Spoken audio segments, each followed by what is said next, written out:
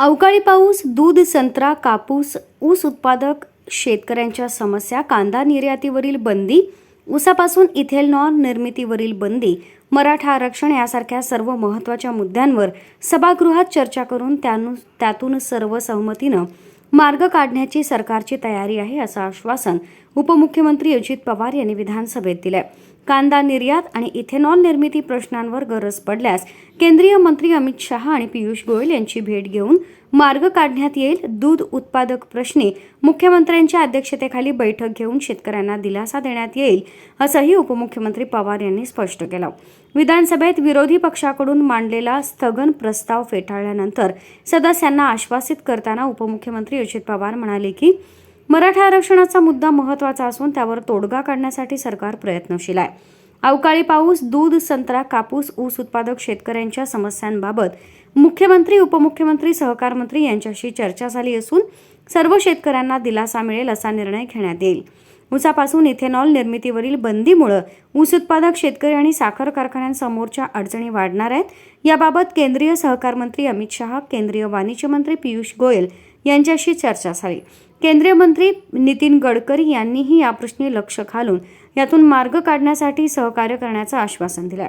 येत्या शनिवारी आणि रविवारी केंद्रीय मंत्री गडकरी यांच्याशी चर्चा करून मार्ग काढण्यात येईल. गरज पडल्यास पुढील आठवड्याच्या सुरुवातीला मुख्यमंत्री, उपमुख्यमंत्र्यांसह दिल्लीला जाऊन केंद्रीय मंत्री शहा आणि गोयल यांची भेट घेऊन यातून निश्चितपणे मार्ग काढला जाईल, अशी माहिती उपमुख्यमंत्र्यांनी सभागृहात दिली. दूध उत्पादक शेतकऱ्यांना दिलासा देण्यासाठी आर्थिक तरतुदीची गरज लागणार आहे. या संदर्भात मुख्यमंत्र्यांच्या उपस्थितीत बैठक घेऊन तोडगा काढण्यात येईल. मुख्यमंत्र्यांना वेळेअभावी बैठक घेणे शक्य नसल्यास मुख्यमंत्र्यांच्या परवानगीनं आपण स्वतः दुग्ध विकास मंत्री राधाकृष्ण विखे पाटील यांच्यासह येत्या मंगळवारी बैठक घेऊन दूध उत्पादक शेतकऱ्यांच्या प्रश्नावर तोडगा काढू, असा विश्वासही उपमुख्यमंत्री पवार यांनी सभागृहाला दिला. जयंत पाटील साहेबांनी पण अनेक वेगवेगळ्या प्रश्नांना स्पर्श केला. अध्यक्ष महोदय, राज्य सरकारच्या वतीने मी अतिशय नम्रपणे सभागृहाला सांगू इच्छितो की कुठल्याही मराठा आरक्षण असेल, अवकाळी पावसाच्या संदर्भामध्ये जी काही सुरुवातीला स्थगनच्या निमित्तानं विरोधी पक्ष नेत्यांनी जी भूमिका मांडली आणि काही दाखले दिले तो विषय असेल, किंवा ऊसाच्या संत्र्याच्या संदर्भातला विषय असेल, त्याच्याबद्दल परवाच कॅबिनेटने निर्णय घेतलेला आहे.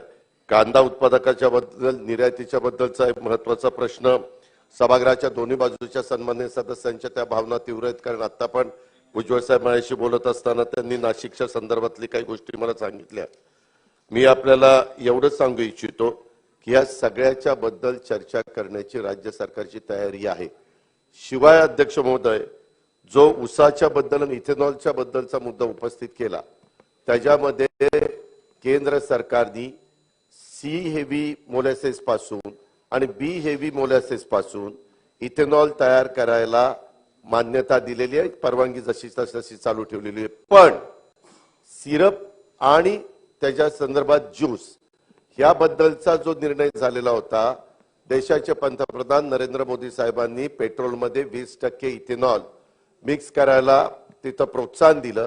नितीन गडकरी साहेबांनी पण अनेकदा आता साखरेपेक्षा तुम्ही इथेनॉल तयार करा असं सांगितलं, आम्ही पंप देऊ असं सांगितलं, आणि अचानक हे आदेश काल निघालेला आहे. मी कालपासून पियुष गोयल साहेबांशी बोललो या विषयावर. त्याच्यानंतर मी अमित शहा साहेबांशी पण संपर्क साधण्याचा प्रयत्न केला. आज सकाळीच माझा त्यांचा फोन झाला. मी त्यांना सांगितलं की हा संपूर्ण देशामध्ये फार महत्त्वाचा विषय, ऊस उत्पादक शेतकऱ्यांचं अतोनात नुकसान होणार आहे आणि बहुतेकांनी अध्यक्ष महोदय गुंतवणूक केली. 5% स्वतःचे 95% वित्तीय संस्थांचे घेतलेत आणि इथेनॉल प्लांट सुरू केलेले आहेत. ज्यांनी ज्यूस टू इथेनॉलला परवानगी नाकारली तर त्यांना ऊस गाळताच येणार नाही, कारण त्यांना साखर करता येणार नाही. त्याच्यामध्ये तशा प्रकारची व्यवस्थाच त्यांनी केली नाही, बाकीच्या काही कारखान्यांनी केली. ही वस्तुस्थिती आहे. आज सकाळी मी देवेंद्रजी फडणवीस साहेब आणि सहकार मंत्री दिलीप वळसे पाटील साहेब आम्ही सगळ्यांनी त्याच्याबद्दल चर्चा केली. काल मुख्यमंत्र्यांच्या बरोबर पण चर्चा झाली. आम्ही ठरवलेलं आहे की दिल्लीला जावं लागलं तरी ह्या करता जायचं. नितीन गडकरी साहेब मला असं म्हणले, मी काल गडकरी साहेबांशी पण ह्या विषयावर बोलले, त्यांना हा विषय सगळा माहिती आहे आणि त्याच्यामुळे त्यांनी सांगितलं अजित यायचं झालं तर शनिवार रविवार येऊ नको, वर्किंग डेला त्या ठिकाणी ये. मी शनिवार रविवार इथे येणार आहे आपल्या नागपूरला. मी शनिवार रविवार बाहेर जाणार नाही.